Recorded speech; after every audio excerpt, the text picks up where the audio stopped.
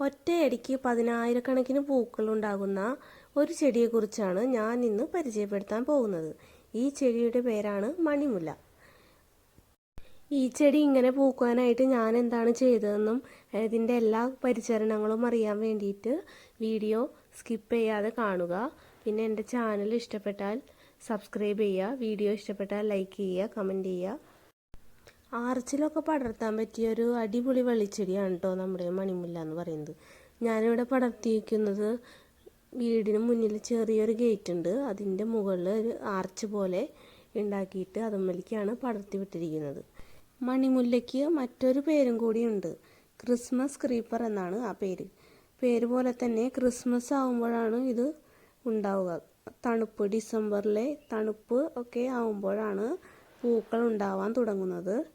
വർഷത്തിൽ ഒരു തവണ മാത്രമേ ഇത് പൂക്കുകയുള്ളൂ. ബാക്കിയുള്ള സമയങ്ങളിൽ ഇല മാത്രം ഉണ്ടാവുകയുള്ളൂ. ഇതിപ്പോൾ ഞങ്ങൾ ഗേറ്റിൻ്റെ മുകളിൽ പടർത്തിയിരിക്കുന്ന കാരണം നല്ല ഒരു തണലാണ്. തണലിന് വേണ്ടിയിട്ട് നമുക്കിത് പടർത്താം. പൂക്കൾ ഒരു തവണ മാത്രമേ ഉണ്ടാകൂ എങ്കിലും പൂക്കൾ ഉണ്ടാകുമ്പോൾ കണ്ടോ, തേനീച്ചകൾ ഇങ്ങനെ വട്ടമിട്ട് പറക്കുകയാണ്. ചെറുതേനീച്ചകളാണ് കൂടുതലായിട്ടും വരുന്നത്. തേനീച്ചകളുടെ മൂളലായിരിക്കും പൂക്കളുണ്ടായി കഴിഞ്ഞാൽ. പിന്നെ പേരിൽ മുല്ല എന്നുണ്ടെങ്കിലും മുല്ലപ്പൂവിനോട് രൂപത്തിൽ ഒരു സാദൃശ്യവുമില്ല. പക്ഷേ ഏകദേശം മുല്ലപ്പൂവിൻ്റേതിന് സമാനമായ ഒരു അടിപൊളി മണമാണ് കേട്ടോ ഇതിന്.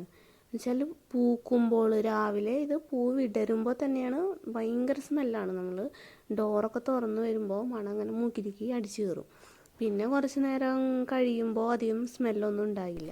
ഇതാണെങ്കിൽ വർഷത്തിൽ ഒരു തവണയേ പൂക്കുകയുള്ളൂ.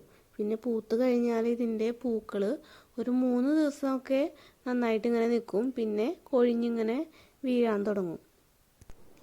ഇത് ഞാൻ നട്ടിട്ട് ഇപ്പോൾ 2 വർഷമായിട്ടോ. ആദ്യത്തെ വർഷം അധികം പൂക്കളൊന്നും ഉണ്ടായിരുന്നില്ല. അത് നമ്മൾ ചെടി നട്ട് കഴിഞ്ഞാൽ അങ്ങനെയാണ്, ഒന്ന് നന്നായിട്ടൊന്ന് പടരണം, ഒന്ന് തിക്കായിട്ടൊന്ന് വളർന്നു വരണം, എന്നാലാണ് നന്നായിട്ട് പൂക്കൾ ഉണ്ടാവുള്ളൂ. പിന്നെ ഇത് ചട്ടിയിൽ ആയിരുന്നു ഞാൻ ആദ്യം നട്ടിരുന്നത്. ചട്ടിയിൽ നട്ടിട്ട് പിന്നെ അത് ശരിയാവുണ്ടായിരുന്നില്ല. അതിൻ്റെ വേരുകളൊക്കെ ചട്ടി പൊളിച്ച് താഴേക്ക് പോകുന്നതും പിന്നെ നമുക്ക് റീപോർട്ട് ചെയ്യാനും ഒന്നിനും പറ്റുന്നില്ല. നമ്മൾ കഴിവതും മണ്ണിൽ നടാനായിട്ട് ശ്രദ്ധിക്കുക. പിന്നെ ഇതിന് ഞാൻ ഇതുവരെ വളങ്ങളൊന്നും ഇട്ട് കൊടുത്തിട്ടില്ല എന്നുള്ളതാണ് സത്യം. ഈ ചെടി അപ്പോൾ എങ്ങനെയാണ് പടർത്തി വിട്ടിരിക്കുന്നതെന്ന് നമുക്ക് നോക്കാം. ഞാനിപ്പോൾ മതിലിൻ്റെ സൈഡിലായിട്ടാണ് ഇത് നട്ടത്. എന്നിട്ട് അവിടെ നിന്ന് ഇങ്ങനെ ഒരു വള്ളി കെട്ടിയിട്ട് ആദ്യം അങ്ങനെ പടർത്തി കൊടുത്തു. പിന്നെ അത് തന്നെ അങ്ങോട്ട് പടർന്ന് പൊക്കോളും. ഇത് നട്ട് കഴിഞ്ഞാൽ പിന്നെ ആ പ്രദേശത്തേക്ക് മുഴുവൻ ഇതിങ്ങനെ പടർന്ന് കയറാനുള്ള സാധ്യത കൂടുതലാണ്. നമ്മൾ വെട്ടി നിർത്തണം. ഇപ്പം അതിൻ്റെ കട കണ്ടോ, നല്ല സ്റ്റെമ്മൊക്കെ കണ്ടോ, നല്ല വണ്ണം വെച്ചു.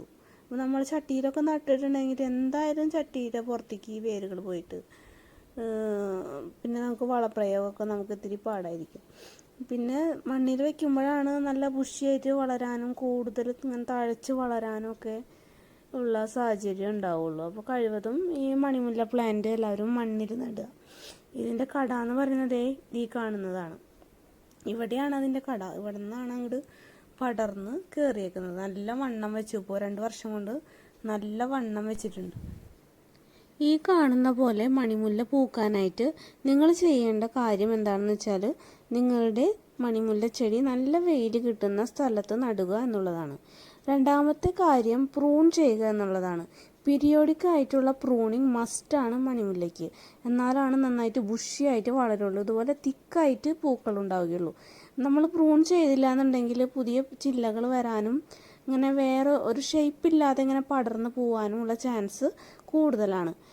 അങ്ങനെ ഷേപ്പിൽ വെട്ടി ഒതുക്കി നിർത്തിയാലാണ് നല്ല ബുഷിയായിട്ട് വളരുകയും നല്ല ബുഷിയായിട്ട് തിക്കായിട്ടുള്ള പൂക്കൾ ഉണ്ടാവുകയുള്ളൂ. അല്ലെങ്കിൽ നമ്മുടെ പ്ലാന്റിൽ അവിടെ ഇവിടെ ഇങ്ങനെ ഓരോ കൊല പൂക്കളായിട്ട് ഉണ്ടാവുകയുള്ളൂ.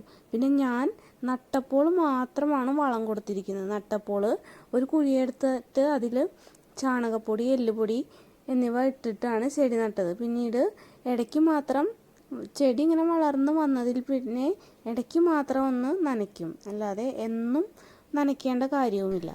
എല്ലാവർക്കും ചെടികളൊക്കെ വെട്ടാനൊക്കെ ഇത്തിരി മടിയാണെന്നറിയാം. പക്ഷേ പൂക്കുന്ന ചെടികൾ നന്നായിട്ട് പൂവണമെങ്കിൽ നമ്മൾ വെട്ടിയിരിക്കണം. നന്നായിട്ട് വെട്ടിയാലാണ് ചെടിക്ക് അതുവഴി ഒരു സ്ട്രെസ്സ് കിട്ടുകയും പിന്നെ പൂക്കാനുള്ള ഒരു ടെൻഡൻസി കൂടുകയും ചെയ്യും. എല്ലാവർക്കും ഉള്ളൊരു സംശയമാണ് കേട്ടോ, ഇത് വെച്ചാൽ പാമ്പ് വരുമെന്നുള്ളത്. ഇവിടെ പാമ്പുകളുടെ ശല്യമൊക്കെ ഉള്ളൊരു ഏരിയയാണ്. പക്ഷേ ഇത് വെച്ചത് കൊണ്ട് ഇതുവരെ പാമ്പൊന്നും മുകളിലേക്ക് കയറിയിട്ടില്ല. ഞങ്ങൾ പലപ്പോഴും ഇതിൻ്റെ ചോട്ടിൽ നിൽക്കുമ്പോൾ വിചാരിക്കാറുണ്ട്, ദൈവമേ പാമ്പെങ്ങാനും കയറി ഇരിപ്പുണ്ടോ, തലയിലേക്ക് എങ്ങാനും വീഴുമോ. പക്ഷേ ഇതുവരെ അങ്ങനത്തെ പ്രശ്നമൊന്നും ഉണ്ടായിട്ടില്ല. പാമ്പുകൾ താഴെ കൂടെ പാമ്പിൻ്റെ വഴിക്ക് പൊക്കോളും. എൻ്റെ മണിമുല്ല പ്ലാന്റ് നിൽക്കുന്നത് ഇതുമ്മലാണ്. ഇങ്ങനെ ഗേറ്റിൻ്റെ മുകളിലൊരു സ്ട്രക്ചർ വെൽഡ് ചെയ്ത് ഉണ്ടാക്കിയിട്ടുണ്ട്. അതിൻ്റെ മുകളിലേക്കാണ് മണിമുല്ല പ്ലാന്റ് മുഴുവനും പടർന്ന് കയറിയിരിക്കുന്നത്. അപ്പോൾ മണിമുല്ല പ്ലാന്റ് പടർന്ന് വരുമ്പോൾ നല്ല വെയിറ്റ് ഉണ്ടാവും കേട്ടോ. പിന്നെ ഇതിൻ്റെ വള്ളികൾ കുറച്ച് നാൾ 2-3 കൊല്ലം കഴിയുമ്പോൾ ഇതിൻ്റെ വള്ളികൾ ഇങ്ങനെ വണ്ണം വെച്ചിട്ട് വരും. അപ്പോൾ അതിനനുസരിച്ച് അതൊക്കെ നോക്കിയും കണ്ടും വേണം നമ്മളൊരു പ്ലാന്റ് പടർത്താനായിട്ട്. അപ്പോൾ അത്യാവശ്യം വെയിറ്റ് താങ്ങാൻ പറ്റുന്ന ഒരു സ്ട്രക്ചർ നമ്മൾ ഉണ്ടാക്കി കൊടുക്കണം. എന്നിട്ട് വേണം നമ്മൾ പടർത്താനായിട്ട്. അല്ലെങ്കിൽ നമ്മുടെ വീടിൻ്റെ കാർ പോർച്ചിൻ്റെ മുകളിലോ അങ്ങനെയൊക്കെ ആയിട്ട് നമുക്ക് ഇത് പടർത്തി കൊടുക്കാം. ഇത് ഞങ്ങൾ ക്രിസ്മസ് ആയപ്പോൾ മാല ബൾബ് ഇട്ടതാണ് കേട്ടോ ചെടിയിൽ. ന്യൂ ഇയർ കഴിഞ്ഞിട്ടും അത് ഊരിയിട്ടില്ല. അങ്ങനെ പൂത്ത് നിൽക്കുന്നതുകൊണ്ട് അതിൻ്റെ ഇടയിൽ ഇങ്ങനെ ബൾബുകൾ മിന്നി മറിയുന്നത് കാണാനായിട്ട് പ്രത്യേക ഒരു ഭംഗിയുണ്ട്. അപ്പോൾ മണിമുല്ലയെക്കുറിച്ചുള്ള ഇന്നത്തെ എൻ്റെ വീഡിയോ എല്ലാവർക്കും ഇഷ്ടപ്പെട്ടെന്ന് കരുതുന്നു.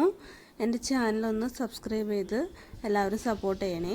വീഡിയോ ഇഷ്ടപ്പെട്ടാൽ എല്ലാവരും ലൈക്ക് ചെയ്യുക, കമൻറ്റ് ചെയ്യുക. പുതിയ പുതിയ ചെടികളുടെ പരിചരണവുമായി ഞാൻ ഇനിയും വരുന്നതായിരിക്കും. എല്ലാവരും എൻ്റെ വീഡിയോസ് തുടർന്നും കാണുക. താങ്ക്